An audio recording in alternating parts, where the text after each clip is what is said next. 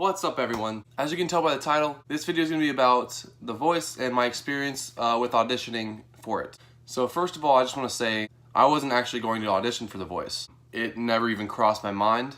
I mean, yeah, people would say, yeah, you should try out for American Idol, audition for The Voice or something. And I was like, nah, I'm good. I never even thought to even try. That wasn't until my friend told me that she was going to audition, and then she also said, hey, you should audition with me.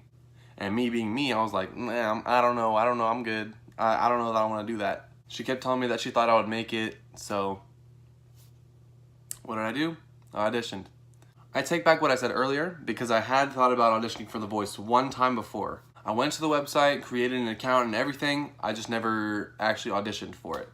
So she sent me the link, I signed in my account, and the audition time that she chose was a 7 a.m. one, and that she said that was because they had heard less people sing and they would be open to more people singing some songs. Whereas if we were to choose the later time, which I think was noon, they would have heard a bunch of people sing the same songs for auditions and they would be tired of it and they wouldn't want to actually like intently listen to you.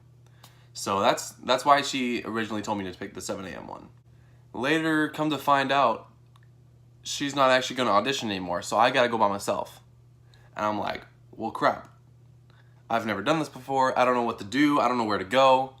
So fast forward to the week before I go audition. I look in my email for any sort of confirmation about if I need anything or what I need to bring or whatever. And I come across this email that says, I need my artist audition pass. And I'm like, oh, I never got that. In that email, it said that it would have emailed it to me after I got that email or something like that. I can't remember exactly what it said. But it said that I was supposed to receive it in an email. And that it should have been sent to me and that I should have it printed out and I need to bring it to the audition. Well, I never got it. So I was like, well, crap. So I hardcore searched and searched and searched. And I finally went back on the website that I created my account to select what time I needed to audition.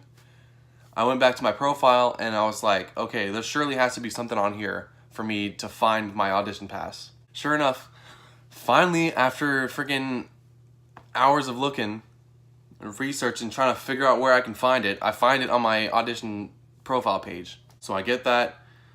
I don't have a printer at my house, so I sent it to my dad in an email and asked him to print it out at work so he can bring it home. And by this point, it had actually those hours of me searching, it had been over the course of a few days. So by this time, it was like Thursday, 2 days before I'm supposed to go on audition. So I'm like, I need you to print this out like today and bring it home. So he did, he brought it home. I finally got my audition pass. I was like, okay, cool. Last minute things are great, love it. So I get everything packed, I get my outfit that I'm gonna audition in, I put it in my suitcase, put everything else I need in the suitcase. I'm auditioning on Saturday at 7 o'clock in the morning, which means I would have to drive all day on Friday, which means if I didn't want to stay there on Friday night, I would have to drive overnight and then go audition and then be up for however long I need to be at the audition for, and then I would be super freaking tired. And I said, I'm not about that life, so I didn't want to do that. So I ended up just waking up on Friday morning and driving up there. Me and my girlfriend went, and we stopped at a couple places. She had to go to the bathroom, of course, so we stopped a few times for that. We ended up actually going to the Purple Cow, which I've never been to. It was actually really delicious. And then we get there, we get to our hotel, and we basically just chill. The whole time we were at the hotel, we went swimming, she actually went and got breakfast, which there's a terrible story about that, because I was already at the audition. I was already in line, sitting down in a chair, waiting to go get audition. And she's like, oh, I'm gonna go get some breakfast. But she decided to go and get all dolled up and ready for me early in the morning after I had just left. And she goes to have breakfast in the hotel eating area. Now, while she's eating breakfast, this creepy man decides to come over and talk to her, asks if he can sit down, and she said no. Then he proceeds to sit down anyways. And this whole time she's texting me, and I'm over here sitting in my seat waiting to go audition. I'm freaking out.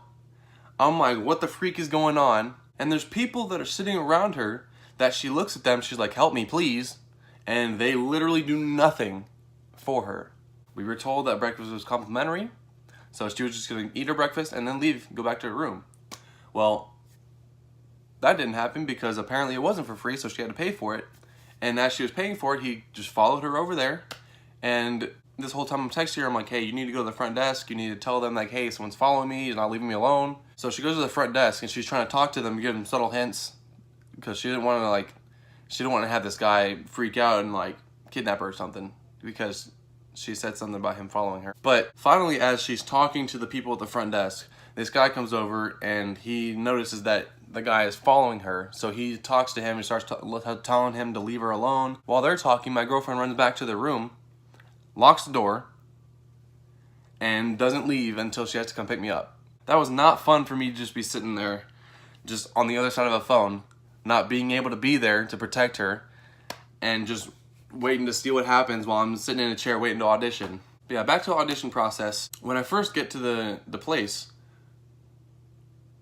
I'm standing in a line outside in 30-degree weather, probably colder. The wind was blowing as much as it wanted to, and I was literally outside for about an hour and a half to 2 hours at least, if not longer. I was almost frozen. I could not feel my feet or my nose, even after I had been inside for like half an hour to an hour. Speaking of being inside, after I got inside, I went up the escalators and went to this big open room and had to wait in another line. And that line was basically to let them know that I was there to audition.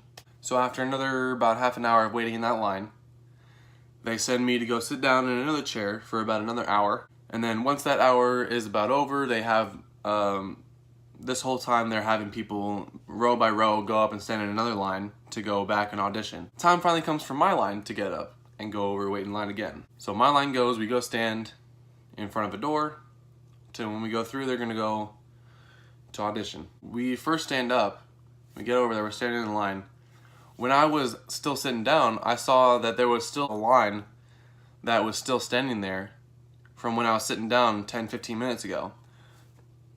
So I was like, hey, I have enough time. I gotta use the restroom, I gotta go. I have enough time. So I go, and when I come back, my line's gone. Nowhere to be seen. They've already gone through, and I'm like, well, frick. I gotta find out where I'm supposed to go. I gotta go back to catch up with them or something. So I go up and tell the lady, I'm like, hey, I just went to the restroom for literally 5 minutes. We had just gotten here, and my line's already gone. She's like, oh, well, we told y'all not to go to the restroom. I was like, you didn't tell me nothing. So she's like, well, you could just go talk to this lady over here, and she'll get you taken care of. She'll get you down there. She'll get you in another line. I was like, okay, all right. So she takes me, go downstairs. I follow her down there, and we get to these hallways that have a bunch of doors on the inside of them inset, and there's a bunch of people sitting in chairs. She's like, okay, you're gonna go with this group. They just got here as well, so you're just gonna go with them. I was like, all right.